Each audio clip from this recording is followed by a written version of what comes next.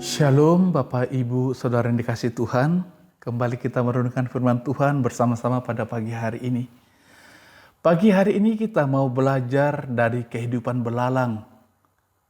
Di dalam kitab Amsal pasal 30 ayat yang ke-27, belalang yang tidak mempunyai raja, namun semuanya berbaris dengan teratur. Belalang adalah salah satu binatang yang terkecil di bumi, namun sangat cekatan. Dan ada banyak hal yang bisa kita pelajari dari firman Tuhan ini. Penekanan pembelajaran dari belalang adalah mengenai keteraturan. Salah satu model karakter manusia yang sering kita jumpai adalah sulit diatur, tetapi sebaliknya senang mengatur. Orang senang mengatur karena dengan demikian mereka seakan memiliki otoritas dan kewenangan sehingga merasa berada di atas orang lain. Dan sebaliknya harga diri seseorang akan jatuh ke titik terendah jika harus hidup di bawah aturan atau perintah orang lain. Itu sebabnya kita melihat banyak orang yang seenaknya melanggar berbagai peraturan-peraturan meski mereka tahu bahwa itu baik. Dan orang-orang ini sungguh hidupnya tidak teratur. Belalang yang tidak mempunyai raja saja ternyata bisa teratur. Sedangkan kita yang memiliki raja di atas segala raja, malah hidupnya tidak punya aturan. Belalang bisa teratur untuk bekerja dalam satu tim untuk satu tujuan yang sama. Dalam terjemahan lain, kalimat semuanya berbaris dengan teratur dituliskan dengan kalimat terbang juga ia berkawan-kawan. Jadi artinya adalah kehidupan yang teratur merupakan kehidupan yang bisa bergerak bersama-sama tanpa harus diperintah. Bekerja bersama-sama untuk satu tujuan walaupun tanpa harus diperintahkan. Bila kita aplikasikan dalam kehidupan manusia, artinya ketika kita memiliki hidup yang teratur, maka kita bisa sinergi dengan yang lain, saling bergandengan tangan, bergerak bersama-sama, tanpa melihat perbedaan, tanpa melihat keterbatasan orang lain. Tidak ada sikap merasa lebih hebat, dan juga tidak ada sikap yang minder atau merasa tidak berguna.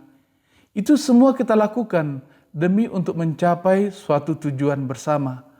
Hal ini tentu tidak mudah untuk dicapai, tetapi bukan pula tidak mungkin. Kuncinya adalah pada kemauan dan kerelaan kita. Bagaimana cara kita untuk dapat menghasilkan sebuah kehidupan yang teratur atau bisa bergerak bersama-sama adalah ketika masing-masing pribadi memiliki kesadaran, kerelaan, dan kemauan untuk tunduk dan mentaati aturan-aturan atau hukum yang telah ditetapkan bersama. Jika kita melakukan hal itu, maka lebih mudah untuk berjalan hidup bersama.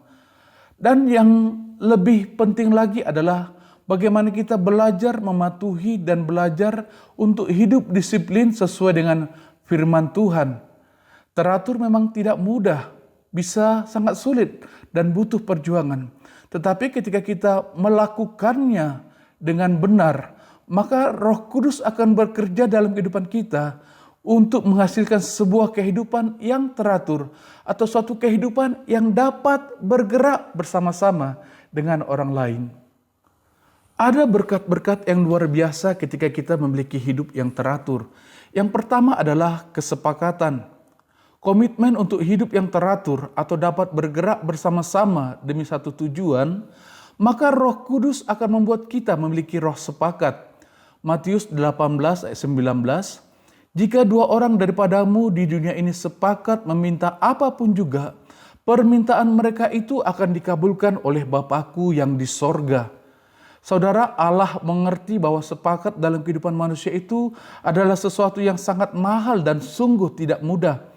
Namun dampak dari sepakat itu adalah hal-hal yang dahsyat dan tidak terbatas.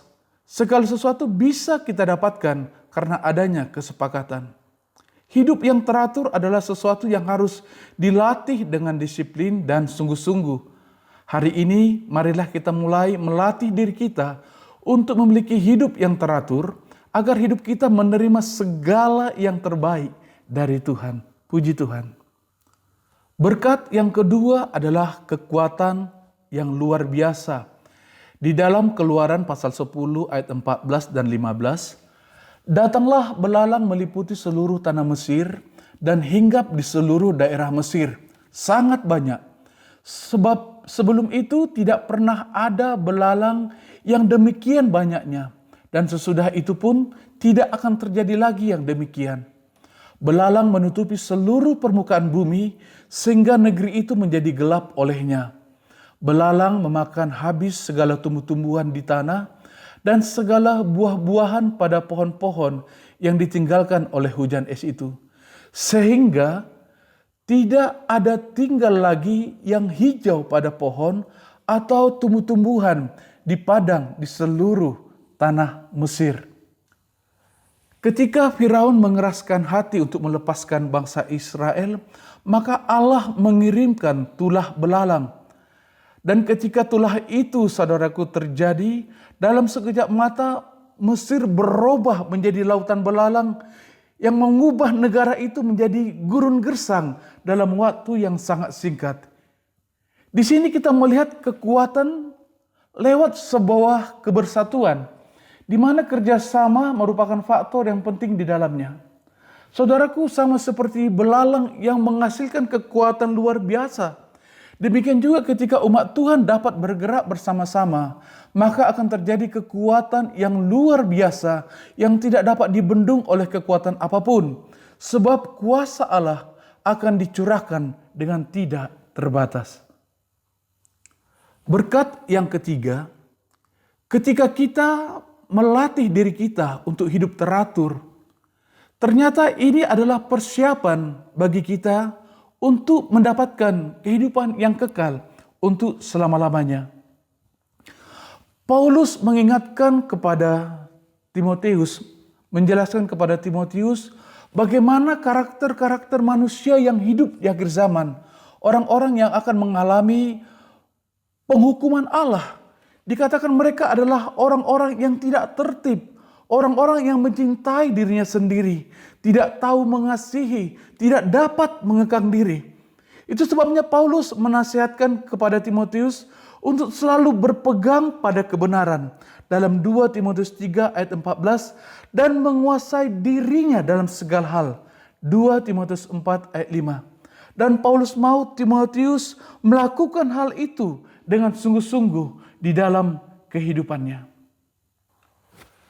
Pelajaran penting dari salah satu makhluk ciptaan Tuhan ini memberikan kepada kita pembelajaran yang sangat baik. Tentu kita jauh lebih hebat dari belalang, sebab kita diciptakan serupa dengan gambar Allah, bahkan rohnya sendiri ditaruh dalam kehidupan kita. Namun acap kali kita gagal untuk dapat menerima dari apa yang dapat Tuhan berikan. Hidup kita lebih sering berada dalam kekalahan daripada kemenangan. Bahkan seringkali kita masih dihinggapi akan kekhawatiran tentang kekekalan. Namun saat ini saudaraku, kita dapat mengatasi semua itu ketika kita memiliki hidup yang teratur, di mana kita merelakan hidup ini tunduk pada pimpinan Roh Kudus. Roh yang membangkitkan kekuatan dan ketertiban dalam kehidupan kita. Sehingga kita dapat sepakat, kita dapat kuat dan luar biasa. Bahkan kita memiliki kepastian untuk masuk ke dalam kekekalan. Tuhan Yesus memberkati. Mari kita berdoa. Bapa, terima kasih buat firman-Mu yang boleh kami renungkan bersama-sama pada pagi hari ini. Kami percaya bahwa Tuhan sedang mengarahkan kami untuk masuk dalam kegenapan janji dan kuasa-Mu yang tidak terbatas bagi kami, ya Tuhan. Terima kasih Bapa yang baik. Kami bersyukur buat firman-Mu di dalam nama Tuhan Yesus Kristus. Haleluya.